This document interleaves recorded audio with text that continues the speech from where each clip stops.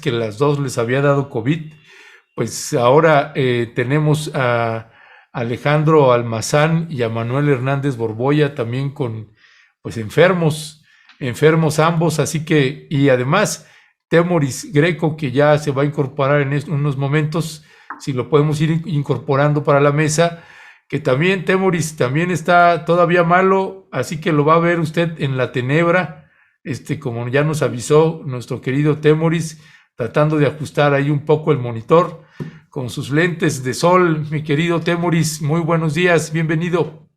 Ay, perdón, es que ando un poquito ajetreado por este tema.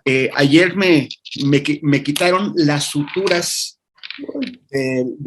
los puntos de sutura de la operación en el ojo. Yo ni siquiera sabía que los tenía. Yo iba a una revisión normal y de pronto me dijo la doctora, que es una doctora muy joven y muy realmente impresionante, muy inteligente, muy hábil, de la UNAM, egresada de la UNAM.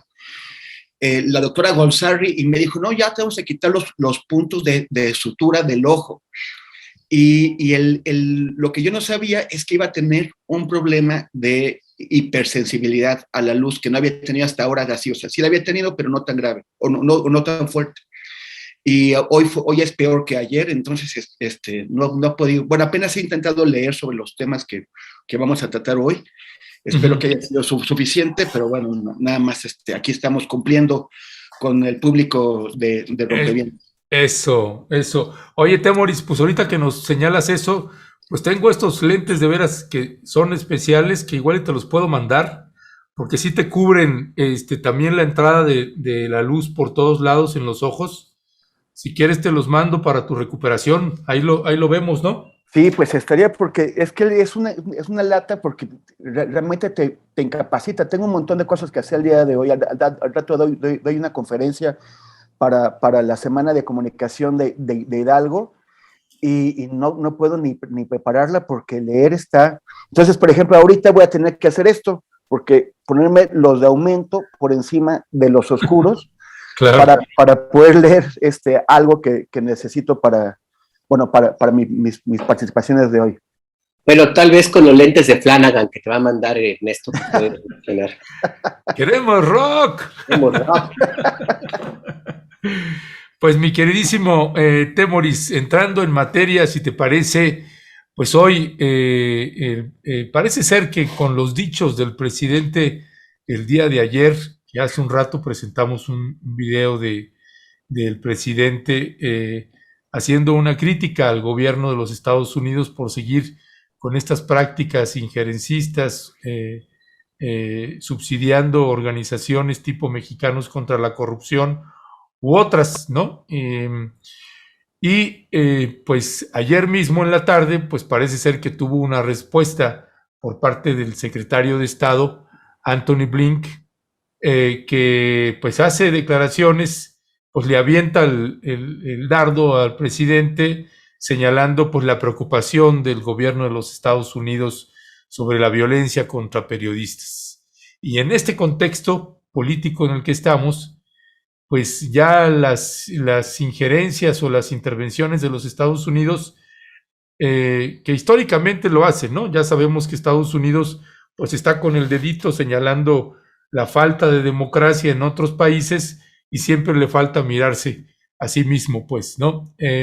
Pero qué decir de esta confronta ahora respetuosa, como decía el presidente, pero que le dice al secretario de Estado de Estados Unidos, pues le están informando mal, le están mintiendo.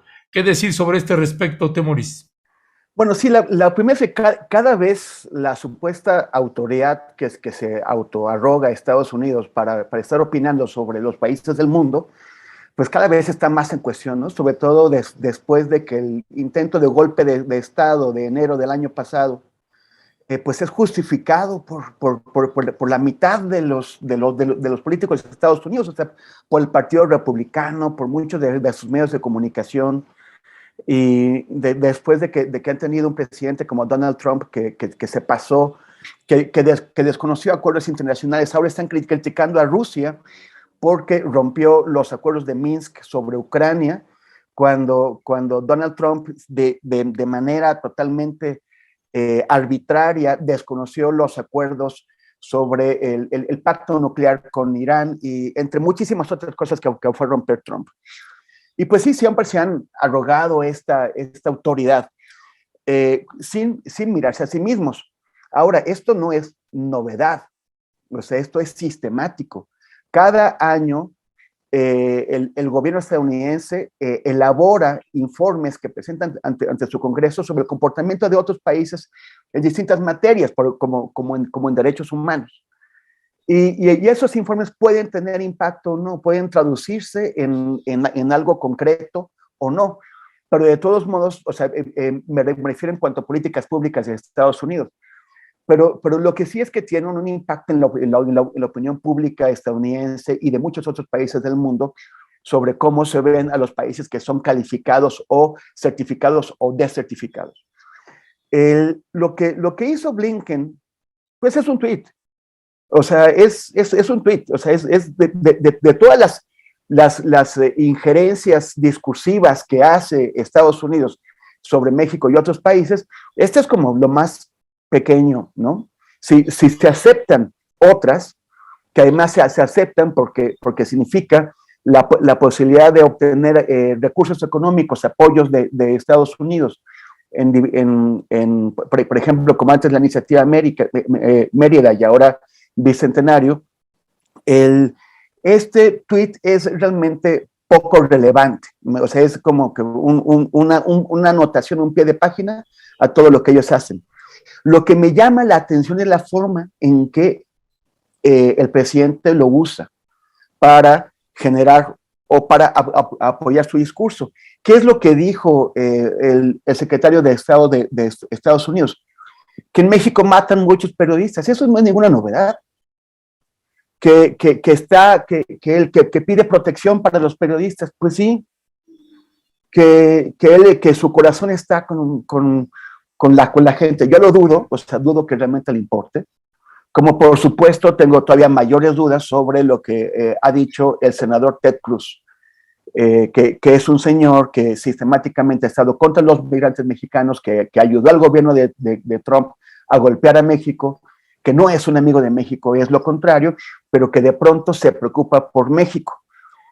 Hay bastante cinismo en el trumpismo o en ese sector de extrema derecha de Estados Unidos. Hay una publicación que tal vez ustedes recordarán que se llama Breitbart News. Esta Breitbart News es uno de los pilares fundamentales del pensamiento de extrema derecha en Estados Unidos. Y siempre ha atacado a México, solo que hace un par de años sacaron una edición especial para Texas, que además tiene una especie de programa para estar contando todo lo horrible que pasa en México. Ellos lo presentan como una especie de preocupación por México y además como preocupación por el periodismo mexicano. Lo que hacen es darles empleo a personas que no tienen formación como periodistas para ser lo que llama Breitbart News citizen journalists, periodistas ciudadanos. Y son periodistas ciudadanos a los que Breitbart News está exponiendo a que sean asesinados, utilizándolos para presentar una visión extrema de la violencia en México y seguir convenciendo al público estadounidense de que México es un país de salvajes, del que es mejor aislar detrás de un muro. Un periodista que fue asesinado el año pasado en Chiapas, que todavía está por esclarecerse, o si lo asesinaron o se ahogó por casualidad, estaba trabajando para Breitbart News. Y ellos dicen que no les importa si matan a esos periodistas. Ellos dicen que si matan a un periodista, ellos buscarán a más periodistas ciudadanos que ocupen su espacio. O sea, son gestos de cinismo. Y yo no dudo que el de Anthony Blinken sea otro gesto de cinismo. Pero no está diciendo nada que no sepamos. Está diciendo lo de siempre. Lo que ya sabemos. Matan periodistas, hace falta protección y que su corazón está. Pero el presidente está presentándolo como si fuera como si lo estuvieran acusando a él. Él en su refutación dice que no se puede acusar al gobierno de cometer crímenes de Estado, pero nadie lo está acusando de cometer crímenes de Estado. Los crímenes contra los periodistas ocurridos en ese sexenio no son al menos crímenes del gobierno federal, pueden muchos ser crímenes que tienen, en los que están involucrados gobernantes y políticos a nivel local, no federal. Pero Blinken no dijo nada de crímenes de Estado, solamente repite el discurso. Y no es novedad por qué el presidente escogió responder de esta manera, como haciéndose el acusado. A mí me parece que no tiene lugar, porque no le están diciendo esto, pero sí le sirve para presentarse como víctima de discurso injerencista que lo acusa de cosas incorrectas, cuando el problema de fondo es que en México, sean crímenes de Estado o no crímenes de Estado, están matando más periodistas ya que en el gobierno de Peña Nieto. O sea, 5 periodistas en 5 semanas de inicio de año. 5. En cada año desde que el gobierno de López Obrador llegó, 2019, 2020, 2021, México ha sido el país del mundo donde más periodistas matan, por encima de Afganistán, de Irak, de Libia. ¿Por qué? Porque este año empezó así. Dice el gobierno, dijo el presidente, que se están atendiendo los crímenes contra periodistas. Se atendió el de Eber en Salina Cruz, porque por condiciones locales los criminales fueron atrapados de inmediato. Se está atendiendo el de Lourdes Maldonado en Tijuana, porque hubo una sospecha sobre un aliado cercano, una sospecha fundada sobre un aliado cercano del presidente, que es el exgobernador Jaime Bonilla. Por eso el presidente les pone especial atención. Se han atendido los crímenes de Miroslava Bridge y de Javier Valdés, que son del sexenio pasado, se han atendido ahora, porque son crímenes de muy alto perfil. Pero todos los demás crímenes están en el abandono. Como ya he comentado aquí, en mi colectivo En Ojos de Perro estamos siguiendo de cerca el caso del asesinato de Francisco Pacheco, que asesinado en 2016 en Taxco, y que ya se van a cumplir 6 años del asesinato, y todavía no terminan la averiguación previa. No digas tú que no lo han llevado al juez, todavía no han entrevistado a los sospechosos, no han entrevistado testigos, no han hecho la reconstrucción de los hechos. Y esto es porque tenemos una fiscalía especializada en delitos contra la libertad de expresión que no quiere hacer su trabajo, que está encabezada por un señor que se llama Ricardo Sánchez Pérez del Pozo, que fue colocado ahí por Peña Nieto y que fue colocado ahí para simular que se estaban atendiendo los crímenes contra periodistas cuando no lo van a hacer. Y en tanto no tengamos una fiscalía que sí funcione, una fiscalía que sí tenga la intención de resolver no los crímenes de alto perfil, sino en general todos estos crímenes, en México seguirá saliendo gratis matar periodistas y por lo tanto seguirán matando periodistas.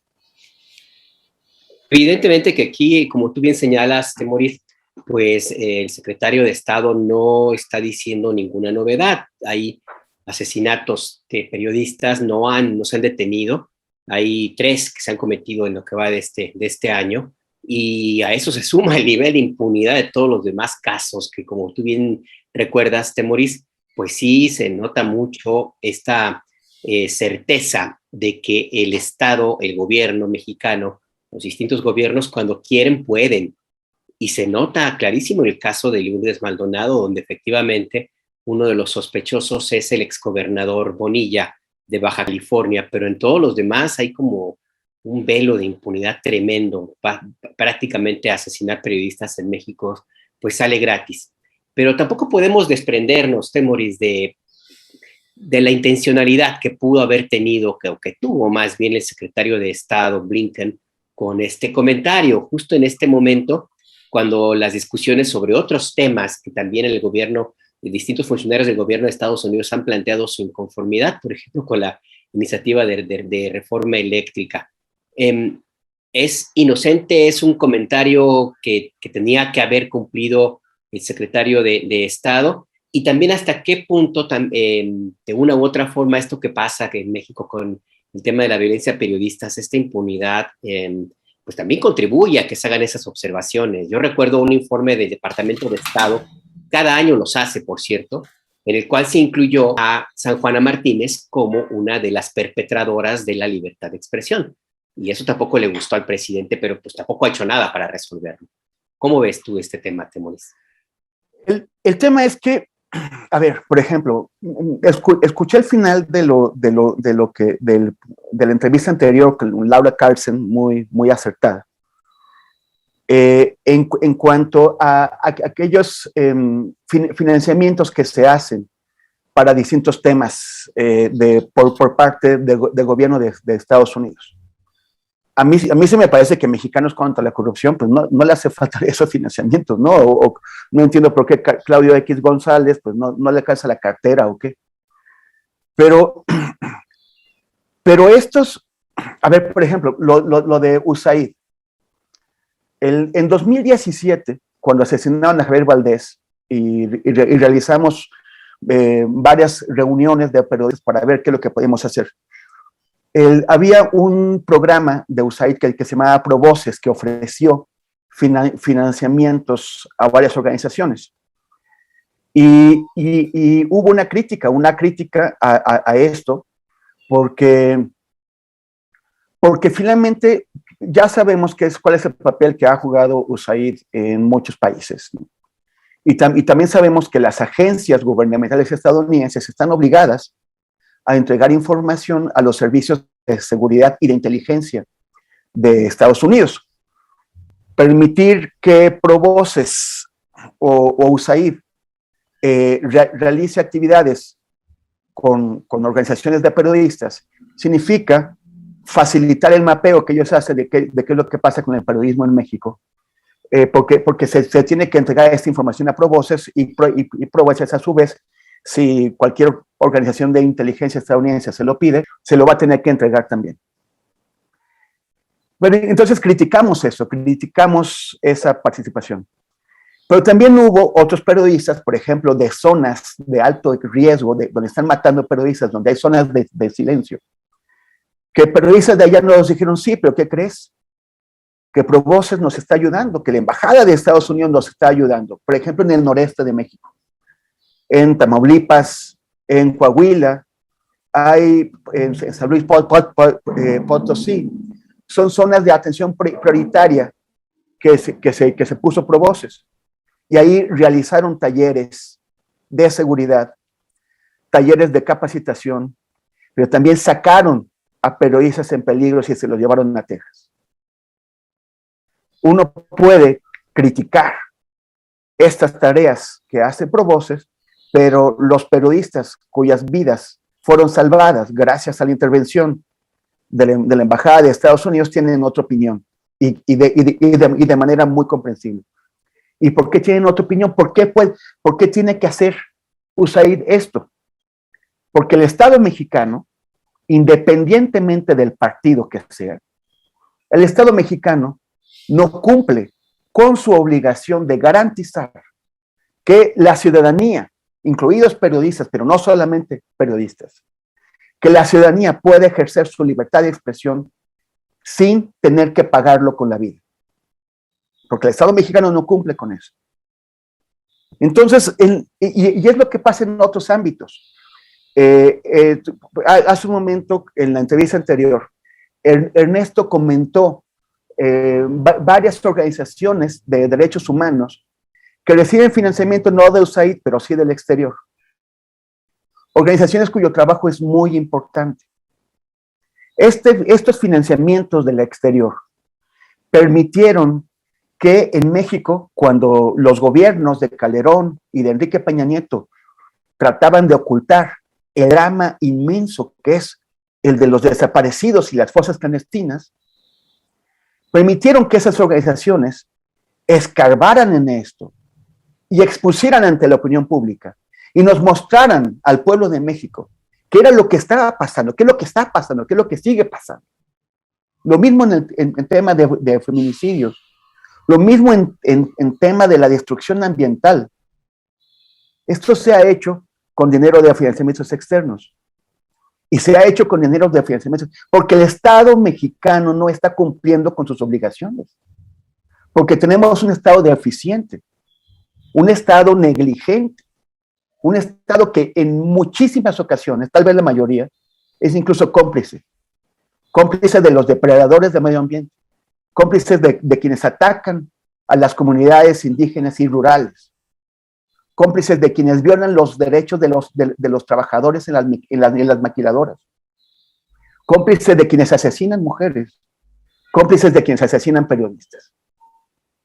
Entonces, ¿por qué tienen la oportunidad de meterse aquí aquellos que no?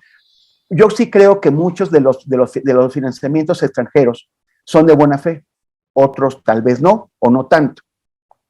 Pero ¿por qué tienen la oportunidad de meterse aquí? Porque el gobierno no está haciendo su chamba. La mejor manera de proteger la soberanía nacional es hacer que esos financiamientos no sean necesarios. Y para que no sean necesarios, el gobierno tiene que hacer su trabajo, que debe ser fundamentalmente en servicio a la sociedad, para proteger a las comunidades indígenas rurales, a los defensores del medio ambiente, a los defensores de los derechos humanos, a los periodistas, a las mujeres. Ya, y además, mi querido Temoris, Alberto, pues otro elemento, si uno lo mira ya con más detalle y profundidad, pues prácticamente lo que están diciendo es desaparecer las organizaciones no gubernamentales, que como bien dices, Temoris, pues sí, en un mundo ideal, pues sí, quisiéramos que no fueran necesarias. Y además, ¿por qué digo desaparecer? Porque si no hay financiamientos internacionales, también han hecho esta administración, por ejemplo, también se quejó de las organizaciones que recibían donaciones de fundaciones mexicanas, sea Bimbo o la que ustedes quieran, de fundaciones mexicanas o del propio gobierno de México. Y se hizo una crítica también durísima contra las ONGs. Entonces, si no hay donaciones nacionales y no hay donaciones internacionales, pues lo que entonces el planteamiento de fondo es que desaparezcan las asociaciones civiles, las organizaciones no gubernamentales, pues ya quisiéramos que tuviéramos un mundo ideal para que no fueran necesarias.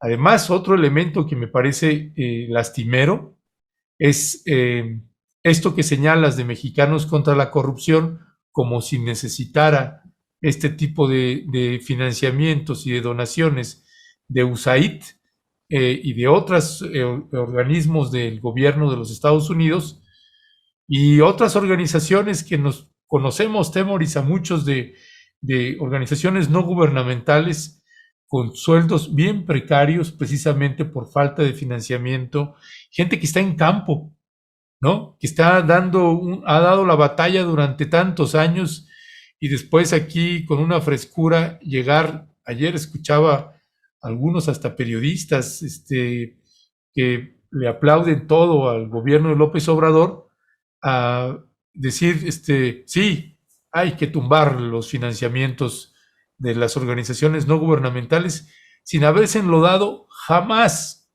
¿no? Jamás. Y esta gente que anda ahí en la sierra, en la montaña, exponiendo la vida, el cuerpo, en fin. Si te parece, mi querido Temoris y Alberto, vamos pasando al siguiente tema, y aquí sería tal vez un balance, lo platicamos la semana pasada, tal vez digamos que un corte de caja, este conflicto que está teniendo el presidente López Obrador, pues con distintos medios de comunicación y periodistas, particularmente con medios de comunicación y periodistas que no tienen crisis económica, que son, digamos, medios corporativos que tienen un financiamiento bastante solvente, a diferencia de los otros medios que estamos pues más bien ahí arañando las paredes. Pero refiriéndose a todo este debate que se ha dado, ¿cuál sería un saldo que tú estarías viendo para bien y para mal de que se haya abierto todo este debate, Temoris? Para bien no veo nada, la verdad, porque no, o sea, no es la forma de hacerlo. Sí es importante, o sea, es interesante e importante el planteamiento de que los medios de comunicación o sea, que hace falta transparentar las relaciones entre el poder político y económico y los medios de comunicación. Eso es importante, pero el tema es que lo que está transparentando el presidente y de manera que muy probablemente son las relaciones de sus enemigos, o sea, no la del conjunto de los medios de comunicación. Esto no se está haciendo de una manera ordenada, no se está haciendo de acuerdo con las leyes. Lo que está haciendo es utilizar este argumento, que es importante, para golpear, para devolver golpes de sus enemigos. Esto no es la manera de hacerlo, no le corresponde al presidente, y sí genera una sensación de que se está pasando en el sentido de lo que lo acusan, de que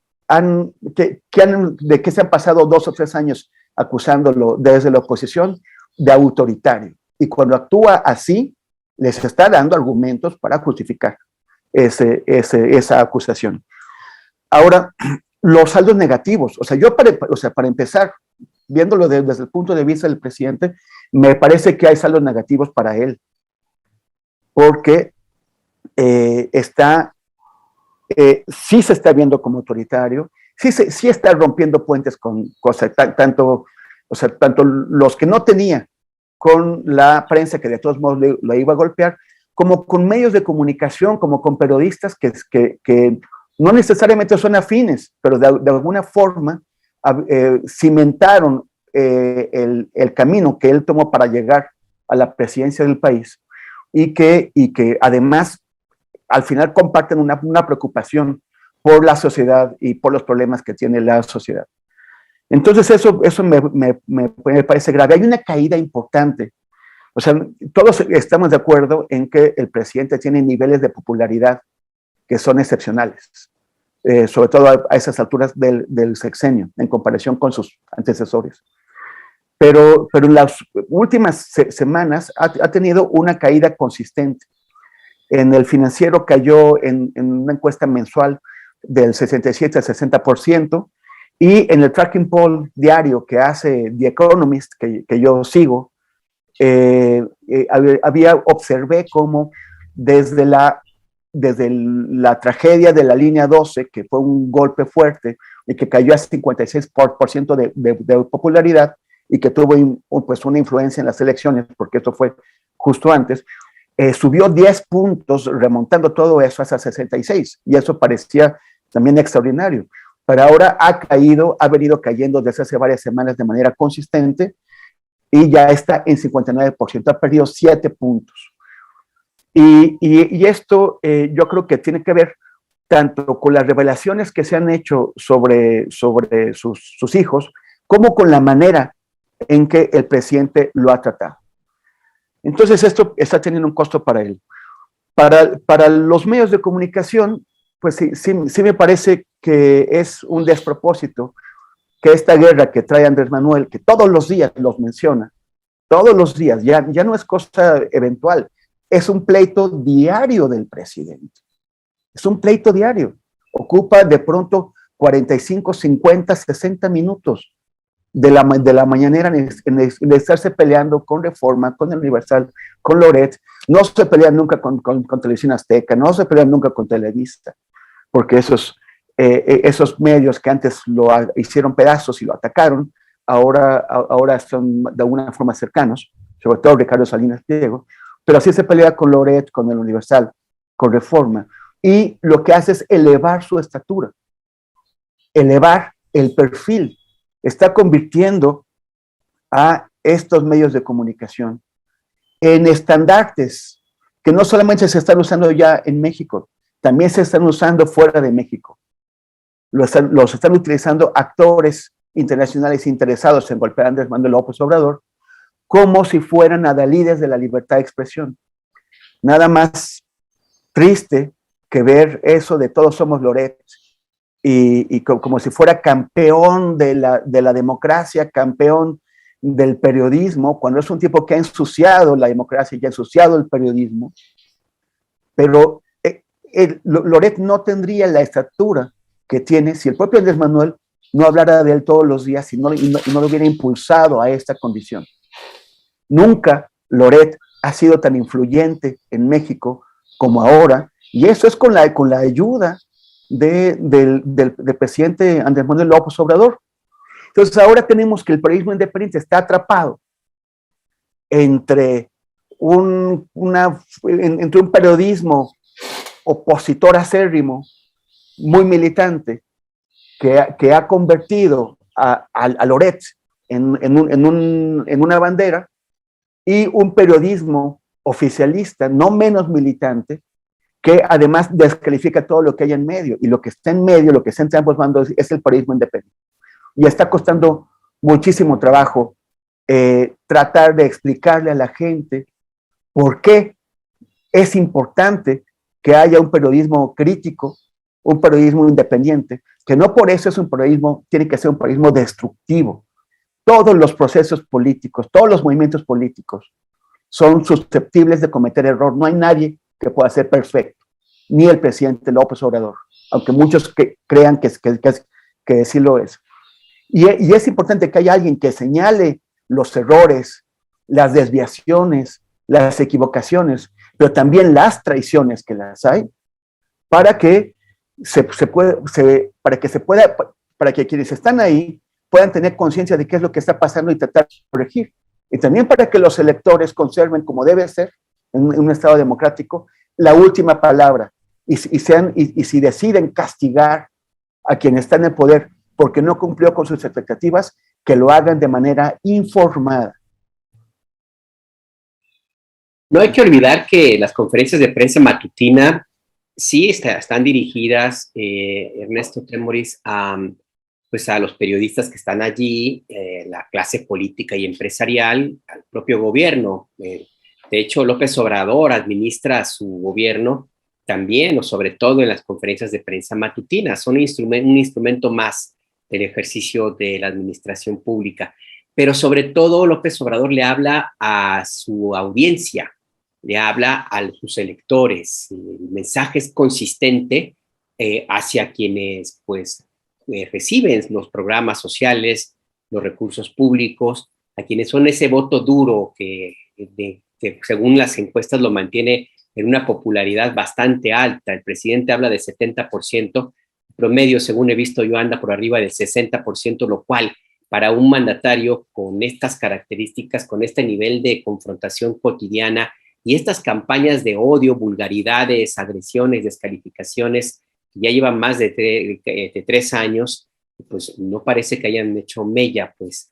Entonces no sé hasta qué punto el presidente López Obrador, esta misma estrategia de mantener esta línea de confrontación con comunicadores que pues son todo lo cuestionable del mundo, pues pero que de una u otra forma también se benefician de que aparezcan en las conferencias de prensa matutina. No sé hasta qué punto, o sea, también esto forma parte de una estrategia de política, Temoris, inclusive hasta de distracción de otros temas donde honestamente no hay muchos resultados de parte de este gobierno. ¿Tú cómo lo ves, Temoris? Bueno, o sea, es como distracción tiene que funcionar, ¿no? El tema es, la oposición tiene el foco en los hijos del presidente y sus posibles conflictos de interés. Y Andrés Manuel mueve el foco hacia la animadversión que le tienen estos medios de comunicación. Y también le ayuda, yo creo, a negociar tras bambalinas. Se están viendo de qué forma ajustarse para lograr que una parte de la oposición acepte apoyar con sus votos la reforma eléctrica. Y si la oposición está distraída, porque como sabemos, el dueño de la franquicia Vamos por México, Claudio X y Gustavo de Hoyos y el PAN están muy enojados con el PRI, porque acepte acercarse un poquito o muestre su disposición de acercarse un poquito en el tema de la reforma eléctrica, pues si los tiene distraídos peleándose con el tema de los hijos, en lugar de estarle dando tirones al PRI, bueno, pues eso puede ayudarle al PRI a flexibilizarse y a llegar a algún tipo de acuerdo que le convenga al PRI para poder entregar sus votos. Pero el caso es que las cosas tienen consecuencias de largo plazo. O sea, en el corto plazo pueden ayudar algunas cosas, pero en el largo plazo, pues generan todavía más encono en la sociedad. Y hay mucha gente con la que me parece que ya no se puede hablar, porque están de un lado o están del otro, de una manera tan tajante que no entienden qué es lo que está pasando. O sea, no entienden por qué alguien puede tener un punto de vista distinto. Si hay periódicos que tú lees, por ejemplo, Reforma, todos los días presenta informaciones que realmente tú dices, pero es que en el gobierno están locos totales, porque, o sea, todos los días está presentando alguna información, algunas con sustento, algunas no tanto, pero si tú lees Reforma y es tu única fuente de información, realmente no puedes entender ni lo que pasa en el gobierno, ni por qué se sostiene, porque están destruyendo el país desde el punto de vista, desde la forma en que lo presenta Reforma. Pero también hay periódicos desde el otro lado que es exactamente lo contrario. Y quienes solamente leen esos periódicos o a ciertos voceros, pues entonces no se entiende. O sea, tú debes pensar que toda la gente en la oposición son unos malditos perversos con los que no hay que hablar, hay que encerrarlos o hay que mandarlos al paredón. Y esto va a tener consecuencias de largo plazo. Por supuesto que dice Calderón o dice Aguilar Camín, Andrés Manuel está polarizando, como si ellos no estuvieran dedicados completamente a polarizar. Pero independientemente de eso, hay una diferencia entre Aguilar Camín y Krause y todos ellos y el presidente, que Krause y Aguilar Camín tienen que ser leales a sus intereses personales, son ciudadanos privados con sus negocios. El presidente es presidente de todos los ciudadanos y de todas las ciudadanas. Y es lo que dijo en su discurso de toma de posesión, que él iba a gobernar para todas y todos, que no iba a haber rencores. Y lo que estamos viendo es un presidente animado por los rencores. Que yo quisiera que quienes en este momento me van a aventar algunos tomatazos. Ya empezó desde hace rato. Porque estoy señalando eso, yo quisiera que me dijeran qué relación hay entre el Andrés Manuel, que ahorita está dándole a todos sus enemigos percibidos y reales, con todo lo que tiene, discursivamente, y el Andrés Manuel que dijo que no va a haber rencores y que hizo ese gran discurso de toma de posesión. Ya, pues ahí está lanzada la pregunta de Temoris. Sí, hay algunos Temoris, alguna Teodula, no sé qué, que dice, por fin se quitó la máscara Temoris Greco. No, es un análisis. No me la quité, bueno, todavía es hasta, primero tengo que quitarme los lentes. No, y ojalá usted se abra a escuchar precisamente este ángulo valioso de Temoris Greco sobre este respecto, que sabemos que es un tema pues que ha causado escozor en varios sectores de la población, pero que nos parece obligado colocar estos distintos ángulos que uno alcanza a percibir como medio de comunicación y como periodistas. Temoris, si te parece, para cerrar ya un breve comentario, pasar al siguiente punto en estos últimos minutos que nos quedan, sobre el conflicto que hay en Rusia, de Rusia con Ucrania. Pues una invasión prácticamente inminente, parece ser que ya empezó en algunas regiones, y el papel de los Estados Unidos. Hay pues distintos ángulos de cómo ver, mirar o entender esta crisis que se está viviendo ahí entre Rusia, Ucrania y toda esa región de ahí, y el papel de los Estados Unidos. Por un lado está la gente que defiende la posición del gobierno de Vladimir Putin de invadir Ucrania, y por el otro lado, pues quienes están en contra, incluso la injerencia de los Estados Unidos. Putin también le ha respondido al gobierno de Estados Unidos pues que no se esté metiendo, y que pues ha colocado, incluso hecho el comentario de pues ya quisiéramos ver que el gobierno de Estados Unidos acepte que nosotros pongamos una base militar en México, por poner un ejemplo, pues, ¿no? ¿Cómo leer, cómo interpretar para la gente que te está escuchando, tú que tienes también experiencia en conflictos en Medio Oriente y esas regiones de allá, Temoris, cómo lees este conflicto que tenemos ahorita en el mundo? Bueno, lo primero que quisiera decir es que no se puede elegir entre imperios. O sea, no hay imperios buenos. Los imperios se establecen por las malas, arrasando con los derechos de los pueblos que quedan en su ámbito. Hay gente aquí en México y en América Latina y en Occidente que creen que estar en contra del imperio estadounidense requiere entender o ser simpatizantes o de alguna forma favorecer al imperio ruso. Y como si este imperio fuera benigno. Hay que ver lo que hicieron en Chechenia, cómo hicieron pedazos Chechenia. Hay que ver cómo intervinieron en Siria. Yo estuve en Alepo, una ciudad bombardeada por la aviación rusa. Hay que ver cómo han intervenido o intentado intervenir en las repúblicas de Asia Central, cómo les tienen pavor los de las pequeñas repúblicas del Báltico, Lituania, Estonia y Latvia. Cómo han separado, destruido. O sea, ellos, en donde había una Georgia, ahora hicieron Osetia del Sur y Abjasia.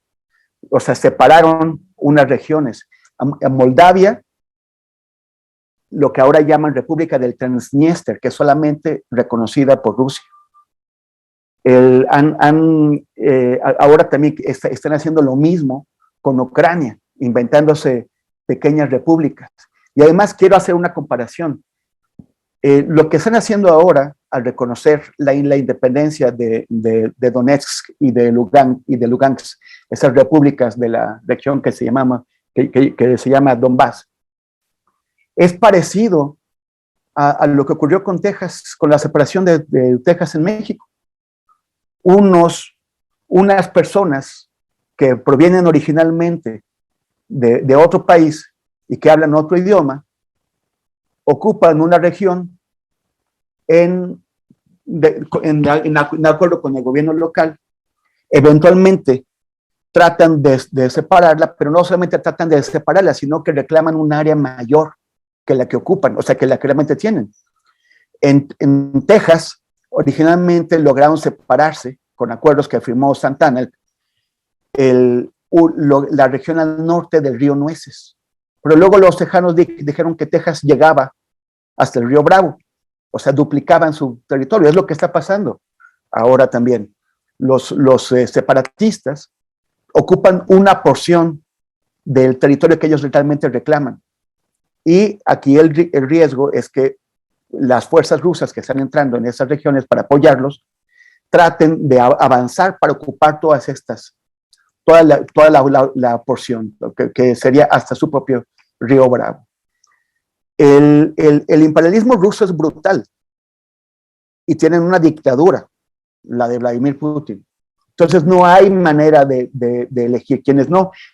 Quienes creen que el imperio ruso es algo bueno. Antes todavía tenían el cuento, el pretexto del socialismo que nunca buscaron en Moscú. Siempre fue una dictadura de Estado, una dictadura de una minoría de burócratas enquistadas en el Estado. Pero eso ya ni siquiera piden eso, o sea, ya ni siquiera Vladimir Putin dice somos socialistas, no. Ya no hay ningún pretexto para favorecer ese imperio sobre el otro. Lo que está pasando es que Ucrania está atrapada en el pleito entre esos dos esquemas imperiales. La propaganda rusa dice que Ucrania está provocando a Rusia. Si algo saben los ucranianos, es que cualquier guerra que se produzca, quienes van a poner los muertos son ellos. Quienes van a poner la destrucción de las infraestructuras y de sus casas y de su economía son ellos. Cualquier cosa que pase, los que van a perder mucho o todo son los ucranianos. Nadie quiere destruir su propio país por ninguna invención de que quieren. Ellos solamente están atrapados a la mitad. Es cierto, si lo vemos desde el punto de vista de Moscú, es cierto que las potencias occidentales aprovecharon la debilidad que se produjo en Moscú tras el colapso de la Unión Soviética para meterse hasta la cocina. Se metieron en las repúblicas bálticas, se metieron en Kirguistán, se metieron en Georgia, se metieron en Ucrania. Y desde el punto de vista de la seguridad estratégica que tiene Moscú, ellos necesitan recuperar no solamente su influencia en esos países, sino también quisieran la que tenían en Europa del Este. Y Occidente no quiere soltar esto. Pero más allá del pleito entre los regímenes imperiales, está la voluntad de los pueblos que están en estas fronteras salvajes que hay entre las potencias occidentales y el imperio ruso. Y yo creo que también no podemos olvidar que los ucranianos ya están hartos de que los rusos los traten como a sus niños tutelados. La parte de la propaganda rusa dice que Ucrania ni siquiera es un estado, que es parte de Rusia. Así lo ven ellos.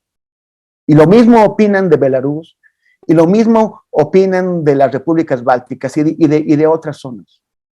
Y los ucranianos ya están hartos de eso. Yo creo que no va a haber una paz duradera si Occidente no reconoce las necesidades de seguridad que tiene Rusia. O sea, no pueden meter a Ucrania a la OTAN, ni a Georgia, porque entonces los rusos nunca van a estar en paz. Pero tampoco la va a haber si Rusia no reconoce el derecho de los ucranianos, de los georgianos y de otros a recuperar su autonomía, una autonomía que Moscú no les quiere reconocer. Entonces tiene que haber un punto intermedio ahí entre las necesidades de seguridad de Rusia y la necesidad de estos pueblos de autodeterminarse sin la injerencia de Moscú y de Washington. Yo nada más tengo una pregunta, Temoris, sobre este punto, porque, como bien dices, está compleja la situación, y sobre todo con Vladimir Putin, que gobierna como si quisiera restaurar la Unión de Repúblicas Socialistas Soviéticas. Pues será por su propio pasado de espía de la KGB. ¿Hasta dónde puede escalar este conflicto? Ya Estados Unidos anunció sanciones, ya se suspendió la compra de gas por parte de Alemania, lo cual implicaría una cantidad muy importante de recursos frescos a Rusia.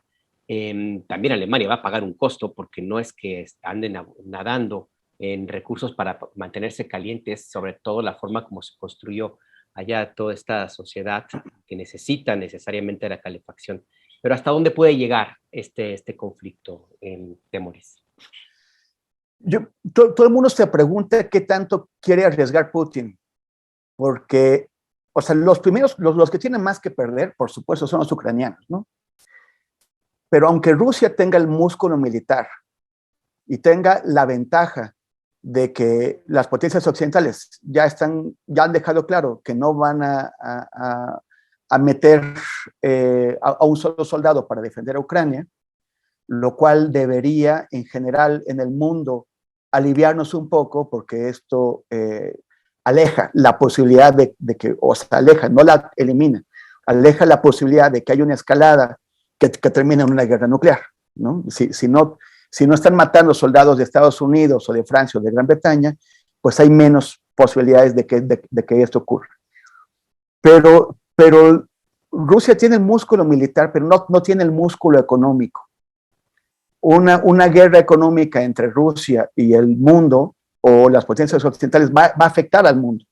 Nos va a afectar a nosotros. Ya lo estamos viendo en el precio de la gasolina. Va a afectar a los europeos porque Alemania, sobre todo, pero también Italia y otros países dependen del gas ruso. Y va a haber otro tipo de consecuencias. Y también lo va a haber a nivel cibernético. O sea, vamos a tener o van a tener una guerra cibernética que va a afectar las transacciones comerciales y financieras en el mundo.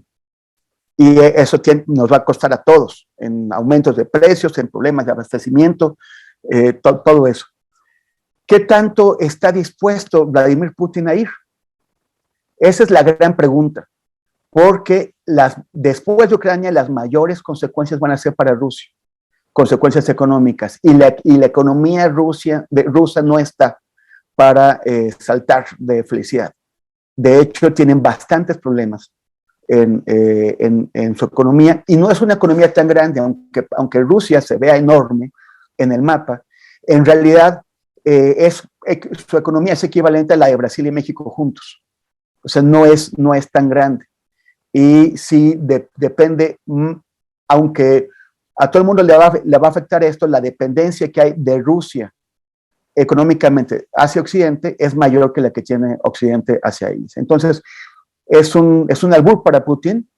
Y también recordemos, así como se ha dicho que los presidentes de Estados Unidos utilizan los conflictos militares en momentos de debilidad política, Vladimir Putin lleva un rato con bastantes problemas económicos y por consecuencia políticos. Y también esto le puede ayudar para distraer, para unificar al pueblo ruso alrededor de sí. Esto lo puede impulsar a dar pasos más allá de los que daría si no tuviera problemas, o sea, a tomar mayores riesgos. Y estos riesgos pues son para todos. O sea, es qué tanto lo va a hacer, qué errores puede cometer, que van a tener consecuencias para todo el mundo.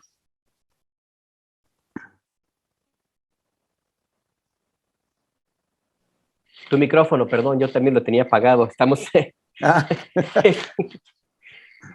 Pues Temoris, muchísimas gracias. Gracias, Temoris, por colocarnos estos ángulos sobre el conflicto. Y sí, ciertamente cuánto gana y cuánto pierde Rusia y pues todo el mundo. También hay impactos también en el precio del crudo. En fin, es algo que nos va a estar rebotando por varios días. Vamos a ver en qué deviene este conflicto. Temoris, te mandamos un fuerte abrazo, que te mejores, Temoris, que te sea leve la mejora y también que te sea leve tu participación en el foro que vas a tener hoy, ¿qué? ¿Es a las 3 de la tarde?